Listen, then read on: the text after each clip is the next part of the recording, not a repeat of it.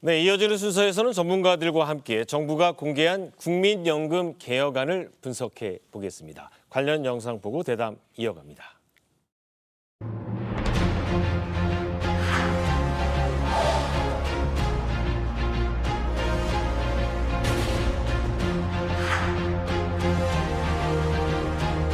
세대 간 형평성을 고려하여 인상 속도를 연령 그룹에 따라 차등하는 방안을 적극 검토하겠습니다.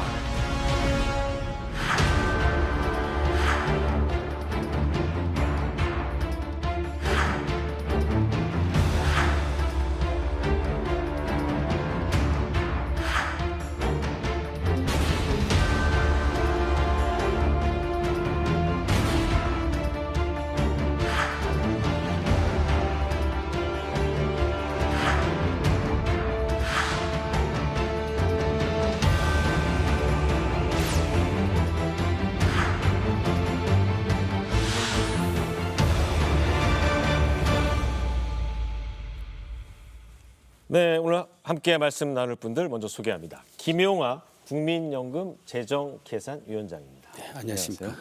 남찬섭 동아대 사회복지학과 교수입니다. 안녕하십니까.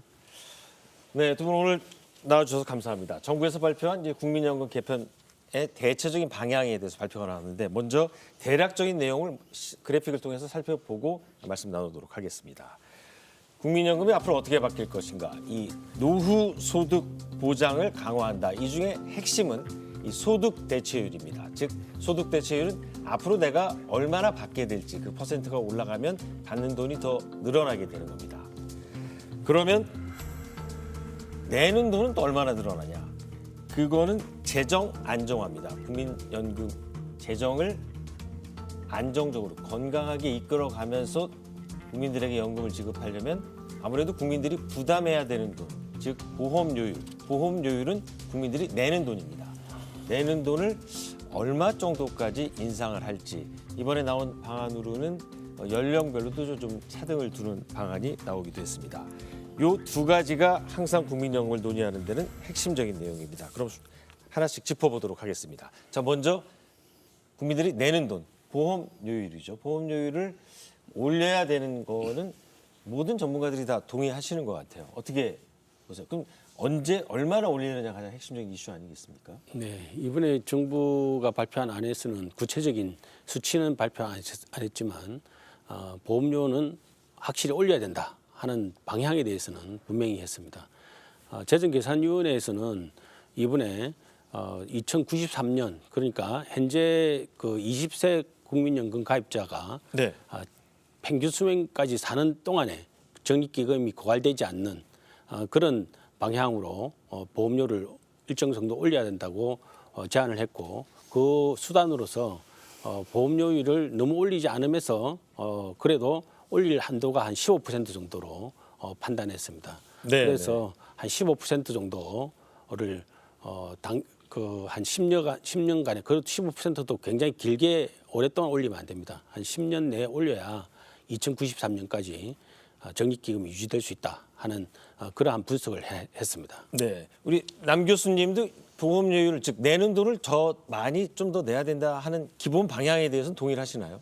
예, 보험료 인상이 필요한 거는 사실이고요. 그거는 다 동의하는 부분인데, 근데 현실에서 저희가 필요 보험료율을 계산을 할 수 있는데, 네, 네. 근데 이제 저희가 주의해야 될 것이 보험료라는 것은 필요 보험료율로 계산된 숫자가 내는 것이 아니다. 네, 보험료는 현실에서 삶을 살아가는 사람들이 내는 것이다. 그래서 우리가 보험료를 필요 보험료율로 목표를 정하는 것보다는 사람들이 현실 생활을 하면서도 보험료를 낼 수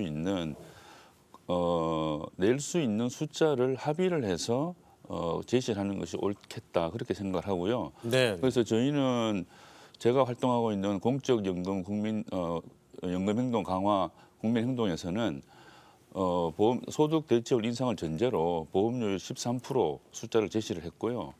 그다음에 보험료 인상 로드맵도 10년 내에 13% 올리는 것을 제시한 바가 있습니다. 그래서 네. 두 분이 이제 15% 예. 13% 어떻게 보면은 뭐 큰 차이는 없다고 보여지는데 앞으로 뭐 이제 국회 논의 과정을 거쳐서 이제 결정이 되겠죠.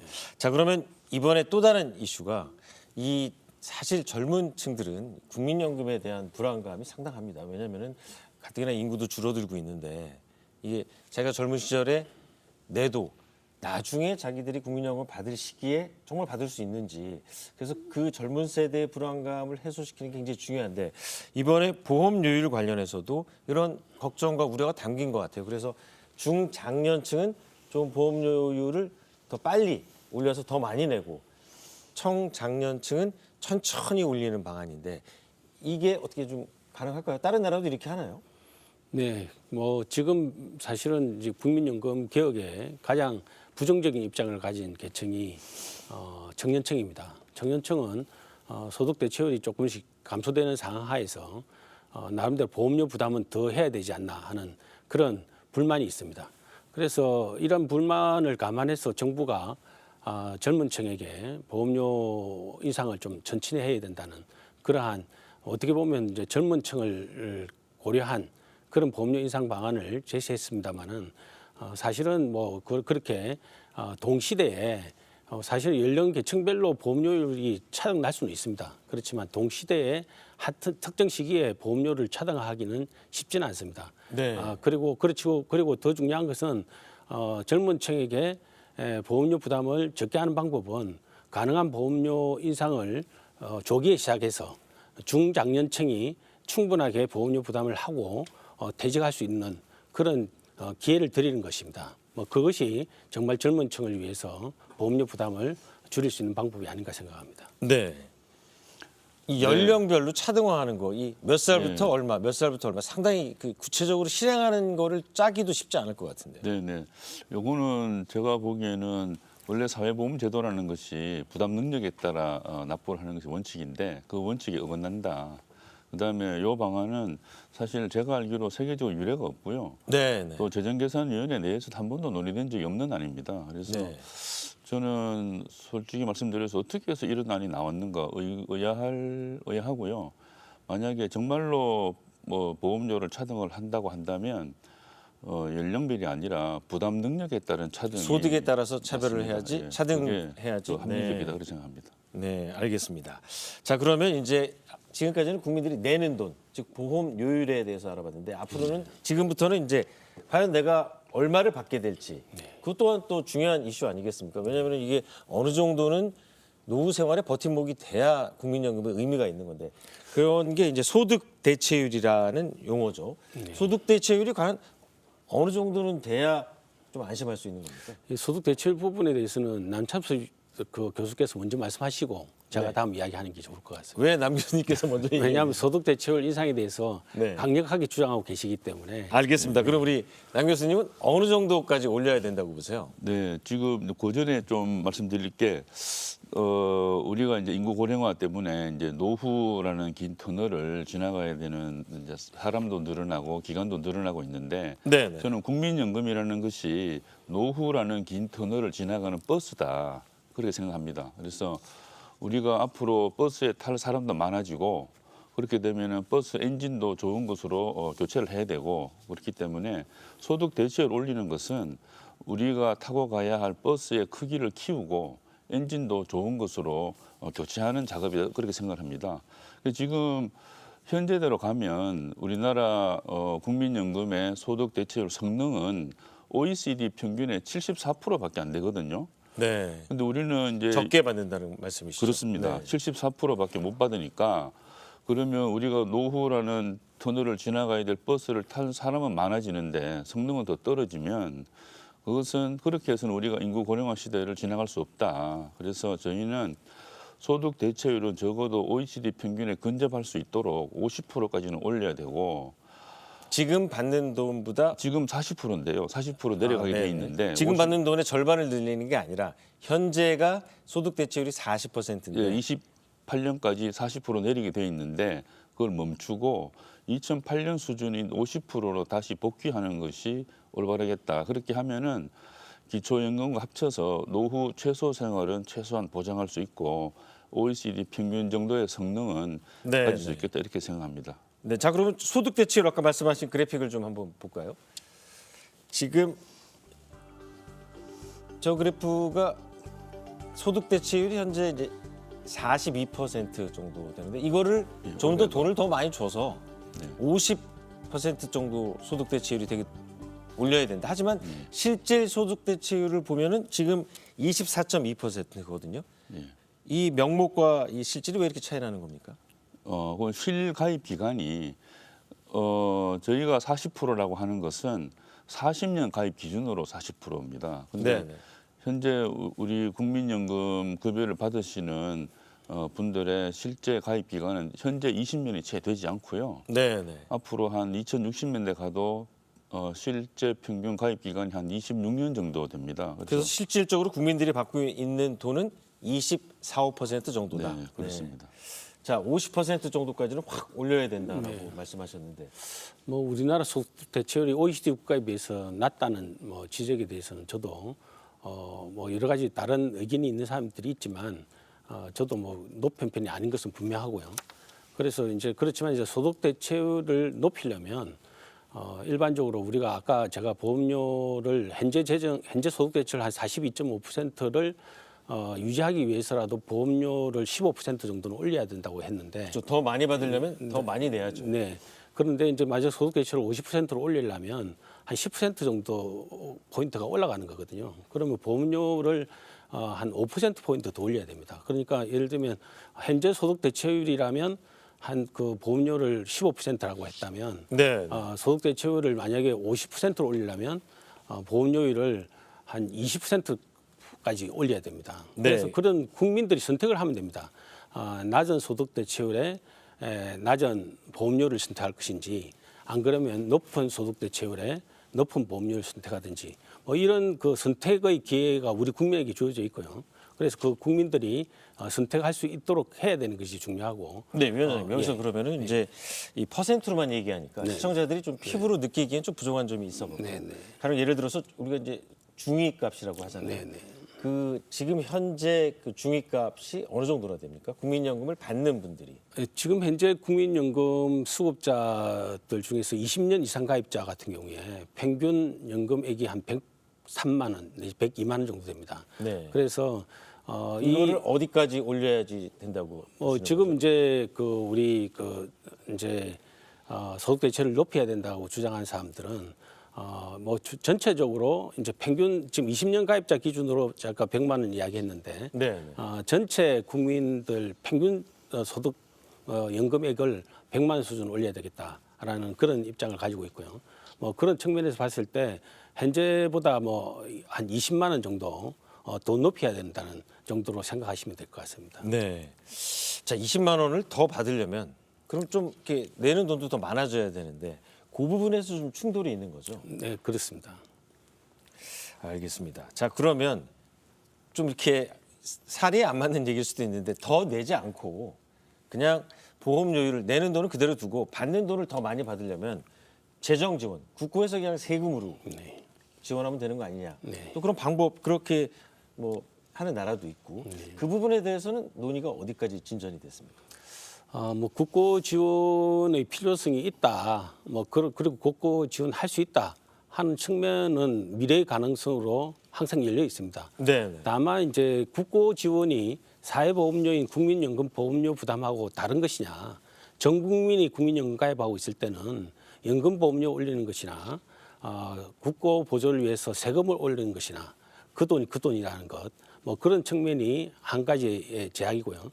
또 하나는 현재 우리나라의 국가 재정을 보면은 올해만 하더라도 한 100조 원 정도 적자가 나게 돼 있습니다. 네. 그리고 지금 저출산 고령화가 심화되고 저성장이 계속되는 상황에서는 이런 적자 재정 구조가 향후에 더 개선될 여지가 보이지 않습니다. 알겠습니다. 이런 상황에서 이 국고 보조하는 것은 쉽지 않다 하는 것이 입장이 되겠습니다. 남 교수님 입장은 어떠세요?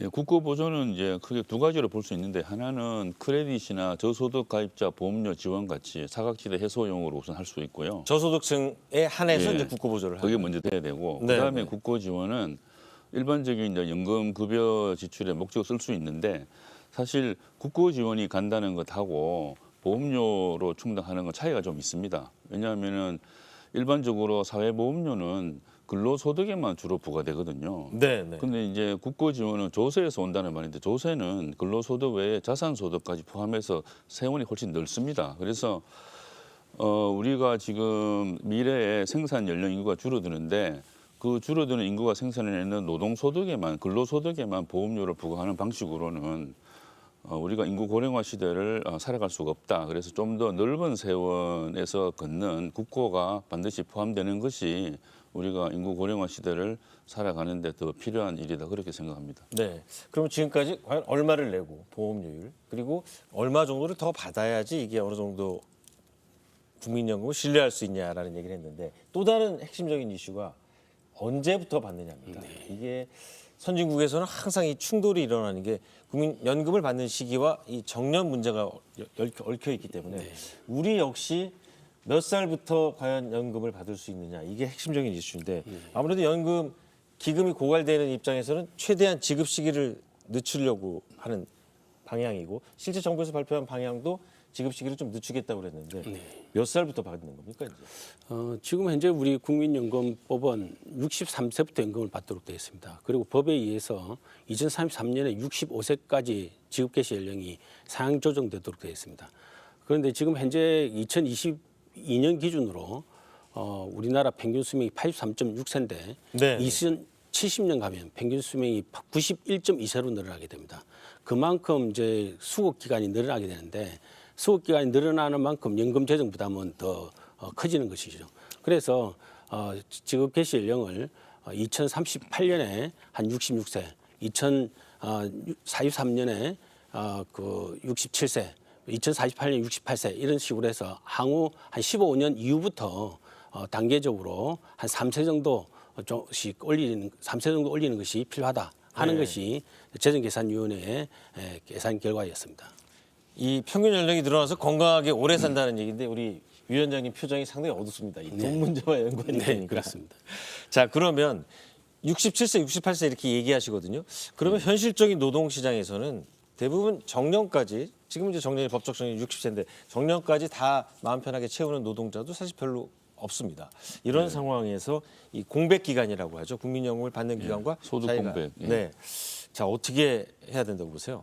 예, 지금 위원장님 말씀처럼 우리가 이제 기대 연명이 늘어나기 때문에 여러 가지 이제 연금 수급 개시 연령을 포함해서 가입 상한 연령 조정이 다 필요한 건 사실입니다. 그런데 그렇게 하려면 현재 우리나라가 40대 후반, 50대 초반이면은 주된 일자리에서 내보내는 방식이거든요. 네. 이런 방식으로 기업이나 노동시장 이런 방식으로 운영을 해서는 가입 상한 연령도 그렇고 수급 개시 연령을 조정하기가 어렵다. 그래서 이런 노동시장 운영 방식을 개혁하는 것을 전제로 해야 되고 그래서 당분간은 노동시장 개혁이라고 하면 정년 연장을 말씀하시는 거예요. 정년 연장도 포함하고 뭐 일본식으로 고령자 재고용을 하든지 여러 가지 방식으로 중고령자 노동시장을 좀 좋은 일자리를 만들고 네. 그렇게 만든 것이 청장년 일자리와 충돌하지 않도록 하는 그런 노동시장 개혁이 반드시 이루어지고 그거를 전제로 수급개시 연령 조정이라든지 이게 돼야 되고요. 그거 없이 수급개시 연령 조정하는 것은 사실은 대단히 어렵지 않나 생각합니다. 이번 정부안도 이제 바로 올리자는 내용은 포함되어 있지 않습니다. 노동시장의 고용 여건, 고령자의 고용 여건이 개선되는 것에 맞추어서 이상하는 것이 필요하다 이런 입장에 있습니다. 네, 이 연령이 자꾸 늘어나면 받는 그 불만이 쌓일 수밖에 없거든요. 네, 야, 이제 좀 국민연금 좀 받아보나 했더니 또 1년 더 연장되고 또 1년 더 연장되고 과연 기업들의 어떻게 보면 협조가 상당히 노동개혁에 있어서 필요한 상황인데 그 부분이 어느 정도까지 가능하다고 보세요? 사실은 이제 정년 연장이 필요한데 사실은 정년 연장의 전제 조건이 우리나라 임금 체계의 조정이 좀 전제적으로 좀 필요합니다. 지금은 연공 서열형이라고 해서 근속 기간만 늘어나면 임금 수준이 올라가는 그런 임금 네, 체계를 가지고 있습니다. 이런 임금 체계 상태에서는 기업 입장에서 정년을 연장시키기가 쉽지 않을 거라고 판단되고요. 그런 이제 임금 체계 조정이라든지 청년 실업 문제라든지 뭐 이런 것을 총합적으로 고려해서 정년도 조정하고 그 정년 조정에 따라서 지급 개시 연령이라든지 가입 기간 상한 연령도 단계적으로 조정하는 것이 필요하지 않을까 생각합니다. 네. 자, 이번에 나온 국민연금 개혁안에 물론 그 숫자가 빠져 있어서 뭐 알맹이가 없다라고 비난이 나오긴 하지만 사실상 현실적인 여건 그러니까 이제 이게 어차피 국회에 가서 입법 사항으로 법제화돼야 통과되는 건데 지금 뭐 총선을 앞두고 있는 상황에서 뭐 두 분 전문가들이 더 잘 아시겠지만 정치권에서 이게 심도 있는 논의가 되게 어렵잖아요. 그래서 이제 대략적인 방향을 국민들에게 설명을 하고 또 내년 총선에서 이제 새로운 국회가 구성이 되면 앞으로 4년 동안 또 이제 심도 있게 논의가 될 텐데 그럼에도 불구하고 우리 사회에 많은 고민이 담겨 있다고 볼 수 있겠습니다. 먼저 그 국민연금에 대한 지급 명문화를 법적으로 추진한다. 이 국민들이 많이 놀랐어요. 아니 그러면 그동안에 국민연금을 믿으라고 한 얘기는 뭐였냐? 그동안에는 법적으로 이게 명문화가 안 돼 있었나요? 그 사안 관련해서는 우선 공적연금은 법률에 규정이 있든 없든 간에 국가가 최종 책임자다 하는 것에 대해서 좀 사실관계를 명확하게 할 필요가 있고요. 그다음에 현재 우리나라 국민연금법의 규정상만으로도 네. 지급 보증은 충분히 이루어지고 있다 이렇게 볼 수가 있습니다. 물론 근데 추가로 법으로 국민연금만큼 뭐를 한다는 거죠? 그건 이제 국민연금에 대해서 조금 국민들의 신뢰가 좀 낮다 보니까 그 부분은 이제 조금 더 신뢰 높이기 위해서 취한 조치인데 근데 이제 제가 이번에 지급 보증 명문화에 관해서 이제 반대하는 건 아닌데 네. 제가 걱정하는 것은 지금처럼 숫자 없는 모수 계획안을 내놓고 지급 보증 명문화만 하게 되면 사실상 정부가 공적연금의 책임 주체라는 사실 자체를 좀 오염시키는 좀 그런 것이 아닌가. 그래서 지급 보증 명문화만 해놓고 사실은 숫자 없는 좀 대단히 실망스러운 계획안을 내놓으면 실익이 없고 겉모습만 칠하는 것이 아니냐. 좀 우려가 좀 됩니다. 네, 알겠습니다. 자, 그러면 또 다른 거가 이제 네. 출산, 군 복무. 우리나라가 이제 저출산이 매우 심각하잖아요. 그리고 이제 그러다 보니까 이제 군 복무, 그 젊은 남성들이죠. 불만이 많은데 이 부분도 국민연금에 어떻게 포함을 시켰어요? 예. 그동안 우리나라는 아까 이제 실질적 소득 대체를 높이기 위한 방법 중에 하나가 가입 기간을 내리는 겁니다. 우리 네. 국민연금은 가입 기간 내리는 것이 연금액 많이 받는 가장 중요한 방법입니다. 그런 측면에서 이제 국가가 이제 출산 크레딧이라든지 군복무 크레딧이라는 가입 기간을 연장시킬 수 있는 방안을 이미 가지고 있습니다. 그런데 이제 지금 출산 크레딧 같은 경우에 있어서는 첫째 아에 대해서는 출산 크레딧이 주어지지 않습니다. 둘째 아부터 18개월 주어지거든요. 12개월, 18개월 이렇게 주어지는데 여성한테만 주어지는 예, 거죠? 아닙니다. 그건 이제 선택 가능합니다. 두 부부가 선택할 수 있도록. 선택할 수 네, 있습니다. 네. 그런데 이걸 이제 첫째 아부터 12개월씩 주는 것으로 알겠습니다. 합리화시킨다는 것. 그 군복무도 지금 사실은 6개월만 그 군복무 크레딧이 주어지는데 군복무 기간, 의무적 군복무 기간은 다 그 군복무 크레딧을 주자 하는 것이 이번 내용입니다. 네, 어떻게 보면은 남녀 갈등과 저출산 문제에 대한 고민이 담긴 대책이라고 볼 수 있는데 김 교수님 보시기에는 이런 대책이 포함되는 게 좀 바람직하다고 보세요? 이거는 출산 크레딧과 군복무 크레딧은 사실 재정계산위원회가 가동되면서부터 매번 나왔던 권고안이고요. 네. 특히 이제 우리나라 경우에는 지금 출산 크레딧이 출산한 시점에 주어지는 것이 아니라 연금 수급 시점에 주어지기 때문에 사실 출산 크레딧에 대한 인지도가 좀 낮거든요. 그래서 네. 군복무도 마찬가지고 그래서 이거를 이제 사전 지원 방식으로 바꾸고 국고도 늘려야 되고요. 그다음에 명칭도 출산 크레딧만이 아니라 육아 크레딧으로 양육 크레딧 네. 바꿔서 조금 더 지금 말씀하신 것처럼 첫째부터 지원하는 걸로 해서 좀 더 확대할 필요가 있다고 생각합니다. 네. 자, 그럼 두 분에게 공통 질문을 마지막으로 드리겠습니다. 이제 국회로 이 개혁안이 넘어갔는데 숫자를 구체적으로 밝히지 않은 속사정은 사실 많은 사람들이 알고 있는 것 같아요. 자, 이제 그러면 뭐 지금 선거를 앞둔 정치권에서 이제 이거를 심도 있게 논의해서 개혁안을 국민들 앞에 내놓기에는 뭐 시간도 촉박할 것 같고, 자, 새로운 원이 이제 구성이 됩니다. 내년 4월이면 그리고 9월에 이제 개원을 하게 되고, 그러면 국회도 4년간의 임기를 새롭게 구성이 되게 되고, 또 대통령 입장에서도 자기 임기 중에 큰 선거가 없어요. 그렇기 때문에 새로 구성되는 국회, 선거에 부담이 없는 대통령이 심도 있게 내년 후반기부터 논의를 해서 그야말로 숫자가 나올 가능성이 있는데 개혁안이 그 과정에서 어떤 게 가장 중요하다고 보세요? 이번에 이제 그 정부가 발표한 그 종합 발표한 계획안을 보면요, 이제 공론화 과정을 하겠다는 거고 그게 이제 총선 후에 하겠다는 게 아닙니다. 지금 국회 연금개혁특위가 11월 달 되면은 네. 새로 상기가 구성됩니다. 그때 공론화라고 해서 우리 그 원전을 할 건가 말 건가 뭐 이런 공론화 한 적이 있지 국회특위가 가동이 되죠. 네네. 그런 그 공론화 과정을 통해서 국민들이 원하는 그런 중심점을 잡아보겠다는 국회 총선 전에라도 그런 진행 과정을 준비하고 있습니다. 알겠습니다. 예, 저는 이번에 정부가 연금 개혁안을 뭐 특정하기 어려워서 숫자가 없는 개혁안을 내긴 했는데 그렇지만 아직도 시간이 있다. 그다음에 네. 우리 사회의 그동안 연금 개혁의 경험을 볼 때 해법이 없는 것이 아니다. 알겠습니다. 2019년 연금 개혁 당시에 노동계와 시민사회계는 45%, 12% 합의를 했고요. 이번에도 50%, 13% 합의를 했습니다. 그래서 우리 사회에서 연금 개혁은 보험료를 올리기 위해서는 소득 대체율과 같이 가야 된다. 그런 해법이 이미 네네, 노동계와 알겠습니다. 시민사회가 합의한 바 있기 때문에 네네. 그 합의안을 기준으로 국회가 논의한다면 저희는 소득 대체율도 올리고 보장성도 강화하고 지속 가능성도 같이 하는 조화를 알겠습니다. 이루는 그런 계획이 가능하다고 네네. 봅니다. 예. 오늘 두 분 말씀 잘 들었습니다. 감사합니다. 감사합니다. 네, 이루어진 날 라이브 오늘 여기서 마치겠습니다. 시청해주신 여러분 고맙습니다.